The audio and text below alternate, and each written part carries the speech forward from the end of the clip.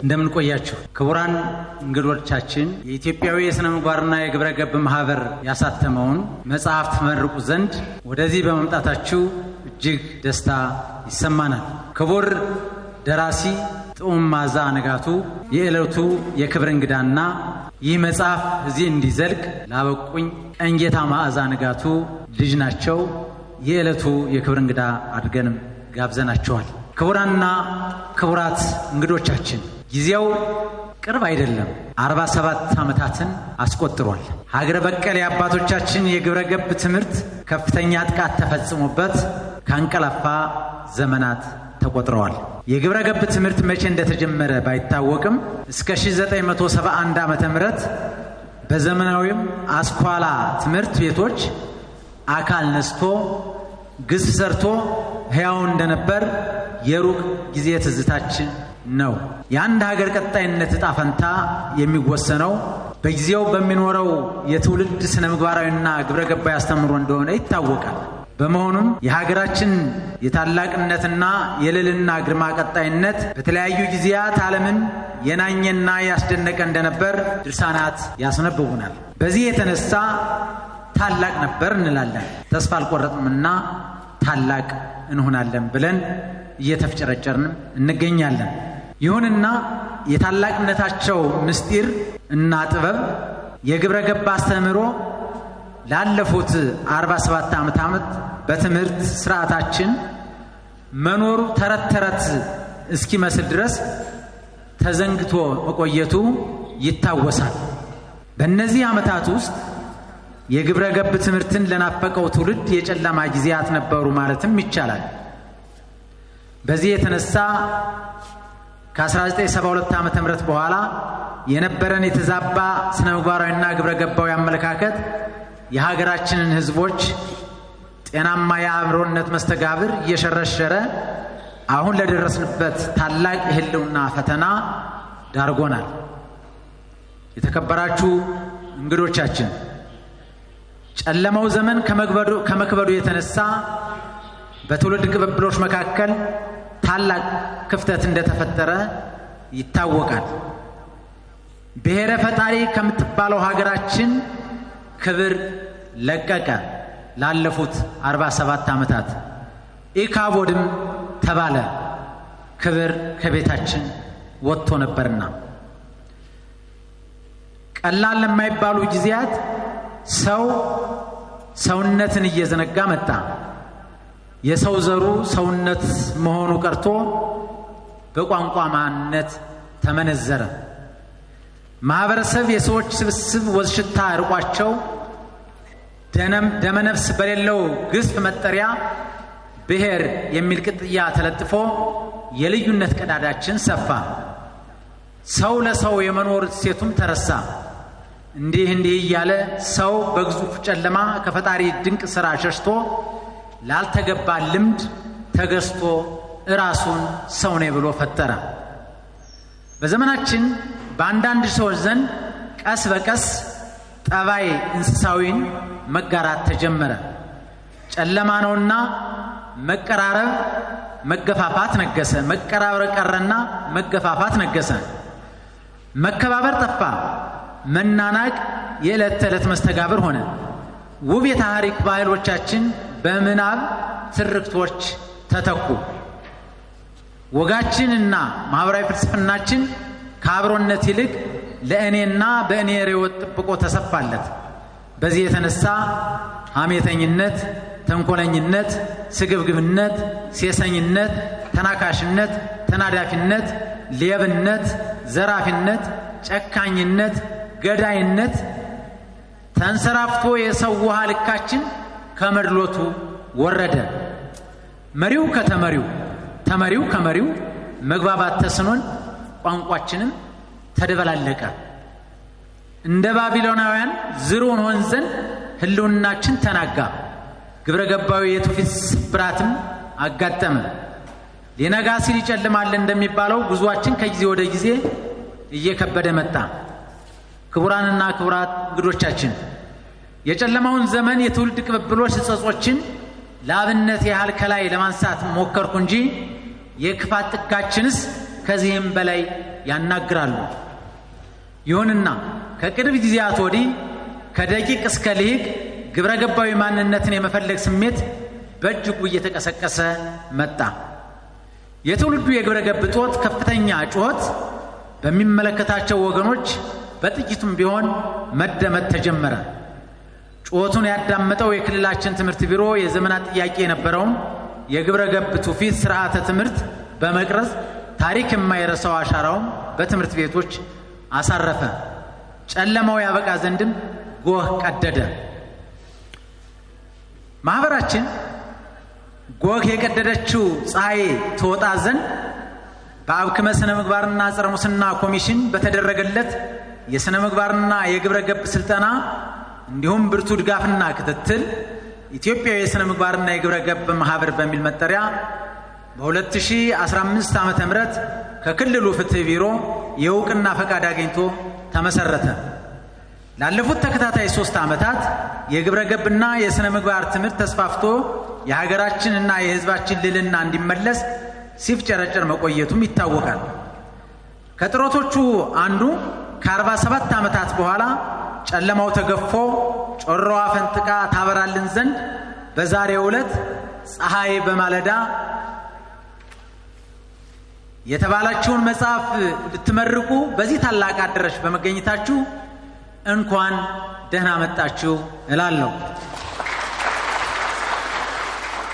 ክቡራን እንግዶቻችን፣ ማህበራችን ላለፉት 3 ዓመታት ወጣቶችን በማሰባሰብ ሀገር በቀል የግብረ ገብ ትውፊትን፣ ሳይንሳዊ የስነ ምግባር ስልጠና፣ ጾታዊ ትንኩሳን የመከላከል አስተምህሮ እንዲሁም የስነ ተግባቦት ትምህርትና የማማከር አገልግሎት በማስፋት ከትምህርት ገበታቸው ሊርቁ የነበሩ በጫት፣ በአልኮል መጠጥ፣ በሮማንቲክ፣ በአስፈሪነት፣ በጨካኝነትና በብልግና ፊልም ሱሶች የተጠመዱና ወደ ወጥመዱ ሊገቡ የነበሩ ቀላል የማይባሉ ወጣቶችን መታደግ ችሏል። ማህበራችን ከፖለቲካዊ ከሃይማኖታዊና ከቢዝነስ ወገንተኝነት የጸዳ ለትርፍ ያልተቋቋመ ማህበር ነው። በውስጡም የማህበሩን መስፈርት ያሟሉ 50 ቋሚ አባላት፣ 241 የግንባር ደጋፊ አባላት ሲኖሩት በቴሌግራም ገጻችን ደግሞ ከ11,000 በላይ ተከታዮችን ማፍራት ችለናል። በመጨረሻም የህዝባችን የነገ የአብሮነት ቀጣይነት ዕጣ ፈንታ ለመጪው ትውልድ ለማሸጋገር ዛሬ ላይ የምንሰራው ስነ ምግባራዊና ግብረ ገባዊ አስተምህሮ ቁልፍ ሚና እንዳለው ማህበራችን ከልብ ያምናል። በመሆኑ 1000 ኪሎ ሜትር ከእርምጃ ይጀምራል እንዲሉ እናንተን ይዘን በአባቶቻችን የግብረ ገብና የስነ ምግባር አስተምህሮ የማንሻገረው ወንዝ የማንወጣው ዳገት የለምና ህዝባችንና ሀገራችን ወደ ነበሩበት የልዕልና ማማ ከፍ ለማድረግ ከ47 ዓመታት በኋላ የመጀመሪያ በሆነችው ፀሐይ በማለዳ የግብረ ገብ አጋዥ የማስተማሪያ መጽሐፍ ምረቃ በዓል በመገኘታችሁ በእኔና በማህበራችን ስም በድጋሚ እንኳን ደህና መጣችሁ እላለሁ። በዚህ ሰዓት ተሰባስበን እንድንገኝ ለወደደ፣ ለፈቀደ፣ ላከበረን ልዑል እግዚአብሔር ምስጋና ይድረሰው።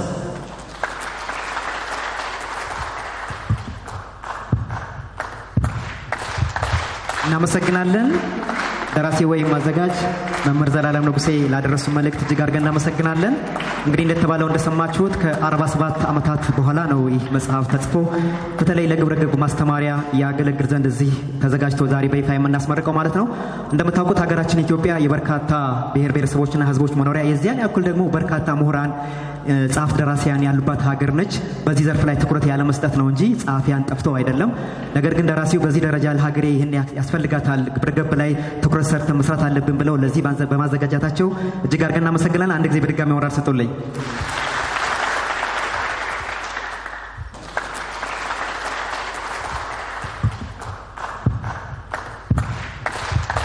እናመሰግናለን። ደራሲ ወይም አዘጋጅ መምህር ዘላለም ንጉሴ ላደረሱ መልእክት እጅግ አድርገን እናመሰግናለን። እንግዲህ እንደተባለው እንደሰማችሁት ከ47 ዓመታት በኋላ ነው ይህ መጽሐፍ ተጽፎ በተለይ ለግብረ ገብ ማስተማሪያ ያገለግል ዘንድ እዚህ ተዘጋጅቶ ዛሬ በይፋ የምናስመርቀው ማለት ነው። እንደምታውቁት ሀገራችን ኢትዮጵያ የበርካታ ብሔር ብሔረሰቦችና ህዝቦች መኖሪያ የዚያን ያክል ደግሞ በርካታ ምሁራን ጻፍ ደራሲያን ያሉባት ሀገር ነች። በዚህ ዘርፍ ላይ ትኩረት ያለ መስጠት ነው እንጂ ጻፊያን ጠፍተው አይደለም። ነገር ግን ደራሲው በዚህ ደረጃ ለሀገሬ ይህን ያስፈልጋታል፣ ግብረ ገብ ላይ ትኩረት ሰርተን መስራት አለብን ብለው ለዚህ በማዘጋጃታቸው እጅግ አድርገን እናመሰግናለን። አንድ ጊዜ በድጋሚ ወራር ሰጡልኝ። ይቅርታ ያው በመካከላችን የተገኙት የክልሉ የክብር እንግዳ 10 ሰዓት ላይ በረራ ስላላቸው መጨረሻ ላይ ነበር ፕሮግራሙን ያዝንላቸውና እሳቸውን ያው ማስቀደም ተገቢ ስለሆነ አንዴ ካመለጠ ማግኘት ስለማይችሉ በረራውን እሳቸውን ነው መጋብዘው። ደራሲ ጦመ መዓዛ ንጋቱን ነው ወደ መድረክ መጋብዛቸው። እሳቸው ሞቅ ባለ ሞራል ወደ መድረክ ሸኙልኝ።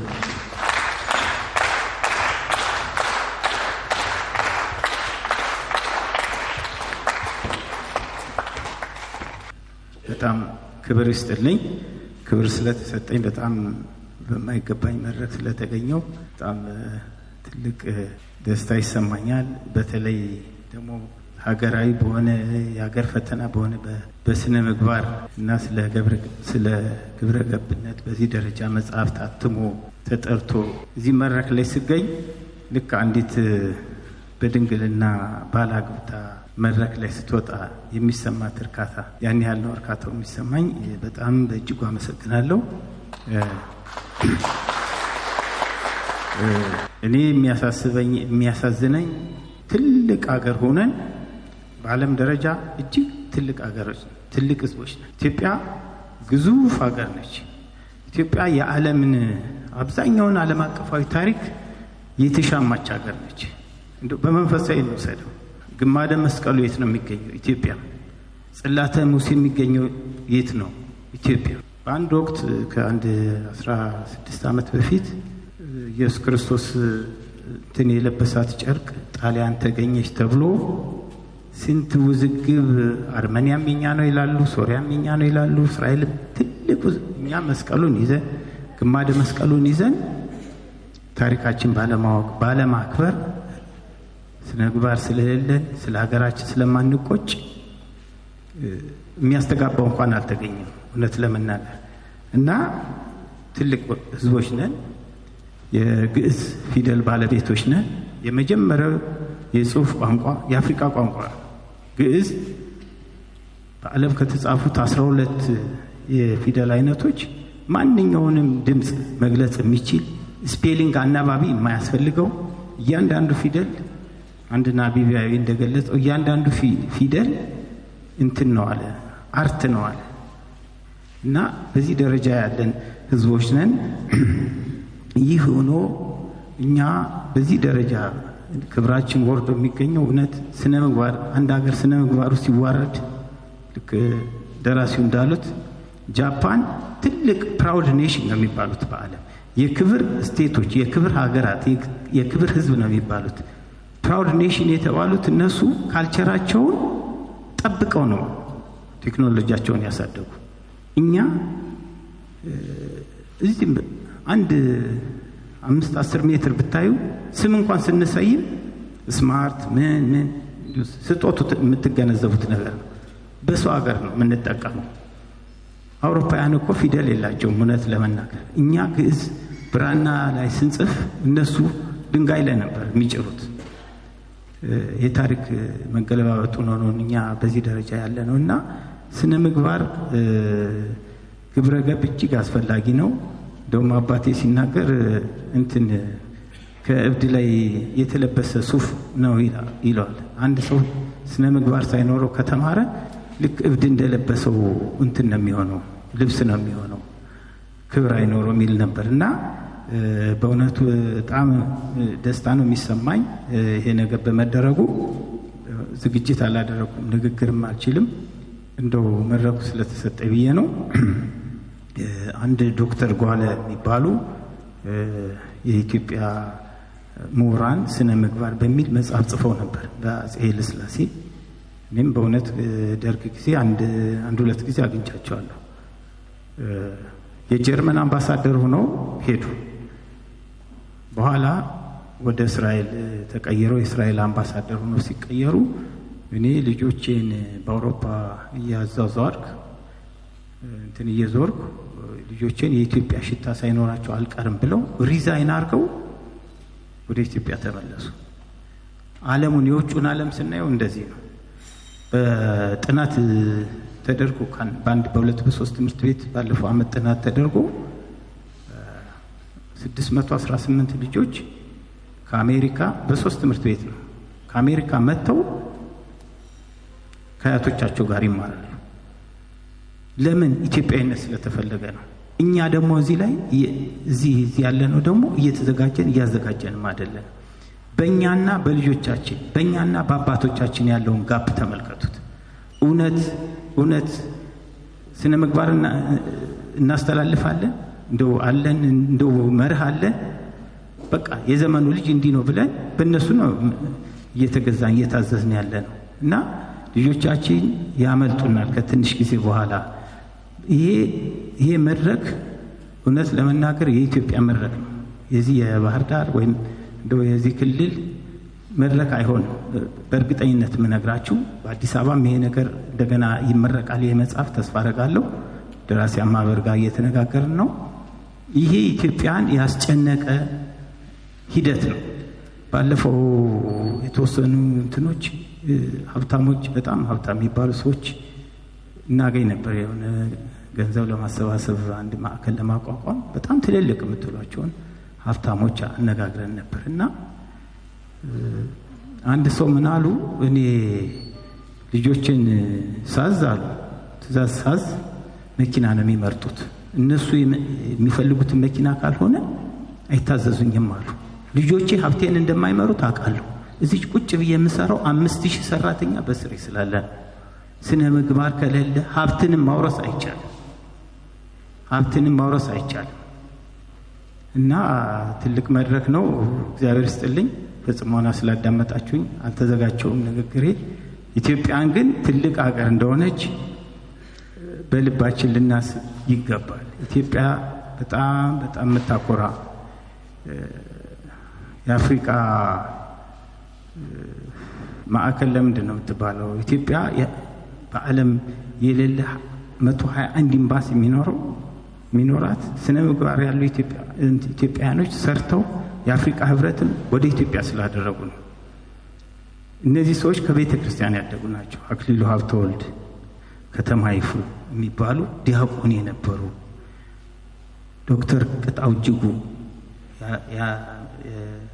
ስፔስ ይመሩ የነበሩ ሰው ቤተ ክርስቲያን የሚያገለግሉ የነበሩ ናቸው። ያንን ኤቲክሳቸውን ይዘው ወደ ሰማይ ላይ ደረሱ።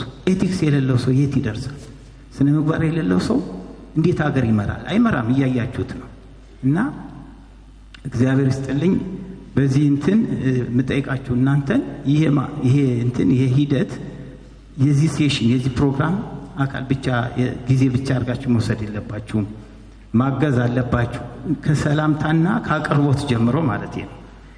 ይህንን ማህበር እዚህ ደረጃ ያደረሱትን ሰዎች እኛ ካልደገፈናቸው፣ ክብር ካልሰጠናቸው፣ የሚጠበቅብን ካላደረግን ልጆቻችን ያመልጡናል። እግዚአብሔር ይስጥልኝ። እናመሰግናለን። ደራሲ ጡመ መዓዛ እጅግ አድርገን እናመሰግናለን። በሞራል ተቀበሉልኝ። ያው ፕሮግራም ነበራቸው፣ እሱን አቋርጠው ነው የመጡ። ስለዚህ ክብር ይስጥልን ብለናል። በሞራል ተቀበሉልኝ። እናመሰግናለን። እንግዲህ እንደተባለው ከ47 ዓመታት በኋላ ነው ይህ መጽሐፍ ታትሞ ለንባብ የሚበቃውና ደራሲውን እጅግ አድርገን እናመሰግናለን። እንዲሁም ለሳታሚው ለማህበሩ ማለት ነው። እንግዲህ መጽሐፍ የአንድ ማህበረሰብ የእውቀት፣ የባህል፣ የታሪክና የልምድ ማከማቻ ነው። አንድ መጽሐፍ ታትሞ ለንባብ ሲበቃ ለአንድ ትውልድ የሚሆን አዲስ ሀሳብ መስኮት ይከፍታል ማለት እንችላለን። ዛሬ ደግሞ ይህን ድንቅ ስራ በጋራ ሆነን በይፋ ለንባብ እናስበቃለን ወይም እናስመርቃለን። መጽሐፉ ሀገር በቀል ግብረ ገብ መማሪያና ማስተማሪያ አጋዥ እንደሚሆን ቀደም ሲል የተጠቀሰ ነው። ክቡራትና ክቡራን በድጋሚ እንኳን ደህና መጣችሁ እንላለን። በፕሮግራማችን መርሃ ግብር መሰረት ወደዚህ መድረክ በመምጣት ፕሮግራሙን የሚያስኬዱልን የመጽሐፍ ዳሰሳ ይሆናል። ይህንን የሚያስኬዱልን ዶክተር ታደሰ አክሎግ፣ መምህር ሙሉ ዓለም እንዲሁም ጋዜጠኛ በቀለ አሰጌ ይሆናሉ። ሶስቱንም ወደ መድረክ ሞቅ ባለ ሞራል አሸኙልኝ።